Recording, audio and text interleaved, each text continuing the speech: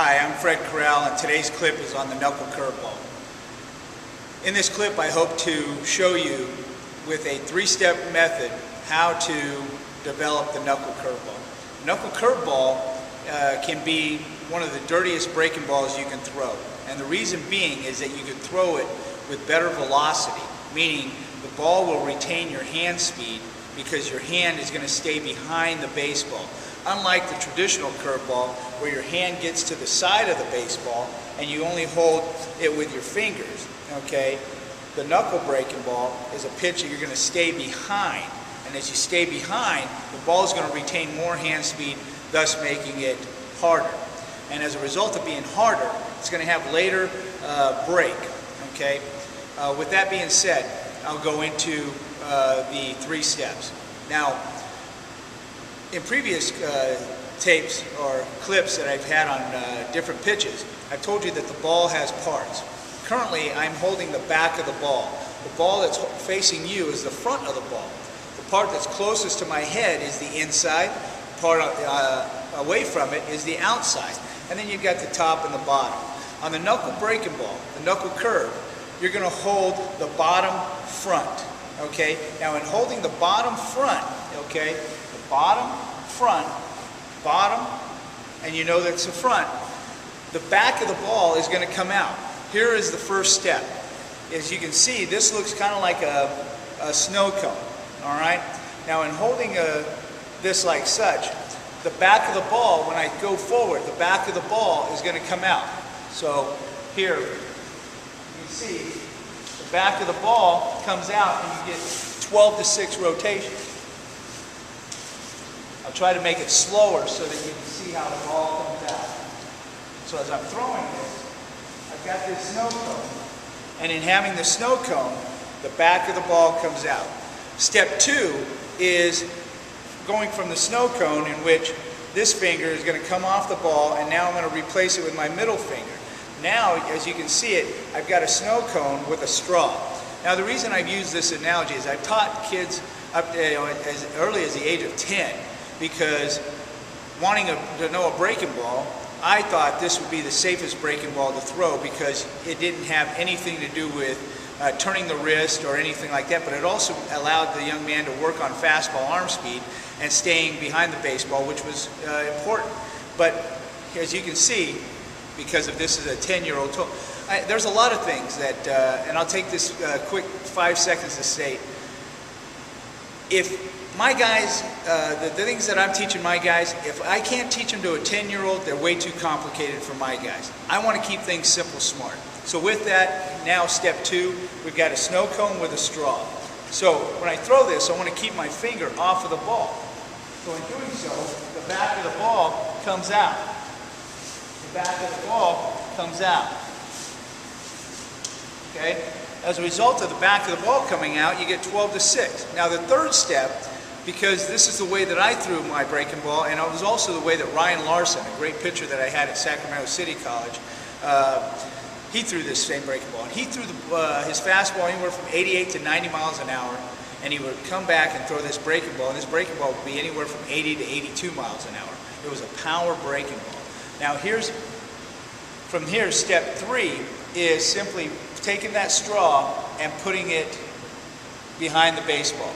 A lot of people throw the spike curve ball by turning their hand. Here you're going to stay behind the baseball, and by having the bottom front, the back of the ball is going to come out.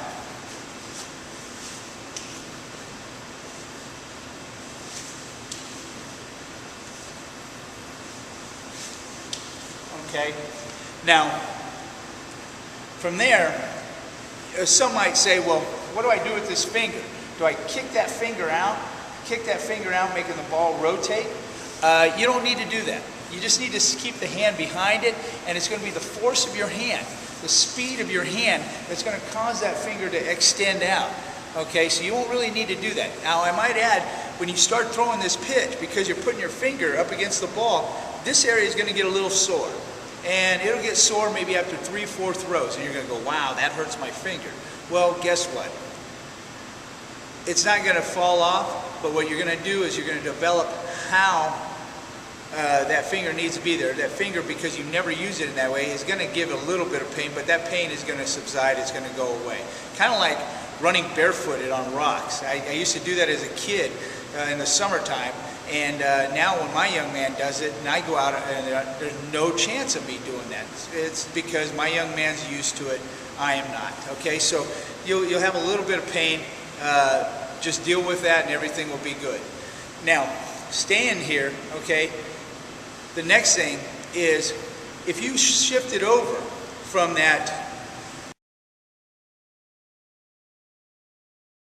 and now exchange this finger and go with these two bottom fingers. Now with these two fingers that I have kind of given a peace sign, this here is the palm ball. Okay, the palm ball is simply holding the ball like such, and when you throw it by gripping the bottom front, the back of the ball will come out. So at release, I want to make sure that these fingers come off, and then I'll have the palm ball. Okay, so in coming out of my glove, the back of the ball will now come out, causing that rotation and that tumble, causing the rotation and tumble. Okay, so those fingers come off, kind of like giving a peace sign, and now I've got the palm ball. Okay, now what makes this the knuckle curve is you can go from this palm ball with these two fingers and simply place the two fingers behind the baseball in a spiked grip here. Okay, still holding the bottom front, I'm going to throw this, and I'm not going to kick out my fingers. But I'm going to let my hand speed cause my fingers to extend. If I hold on to the bottom front, the back is going to come out. So you can see all these variations of pitches that you can learn by understanding, by throwing different parts of the ball, you can make different types of things happen.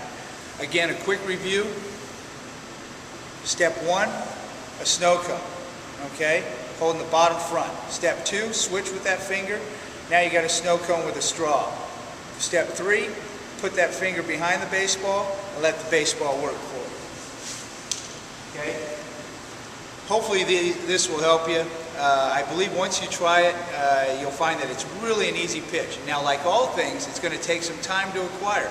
If we could all just come out there and throw a pitch by watching it on YouTube and immediately going out and doing it, well, you would be in the big leagues probably sooner than that, and I wouldn't be on this. I'd probably be coaching in the big leagues somewhere. But it's a process that you learn. And hopefully your work ethic will take you to a point where you can master this pitch, and hopefully this pitch is for you. Real quickly, I might add that the beauty of the knuckle breaking pitch, the knuckle curveball, is that you can throw it from an over top arm slot, you can throw it from a 3/4 arm slot, you can throw it from a low 3/4 arm slot. Here you can still get depth from it. So unlike the traditional curveball, you have to stay on top of this and maybe to a high 3/4 for a good curveball. But the moment you get down here, it's going to turn more of a slurve. The knuckle breaking ball, you can get even as low as this and get that ball to have downward depth. Hope this was an informative session for you, and if you found it good enough, please go to savecalbaseball.com and see if you can help out over there. Thank you, and best of luck in learning and mastering the knuckle curve. Thank you.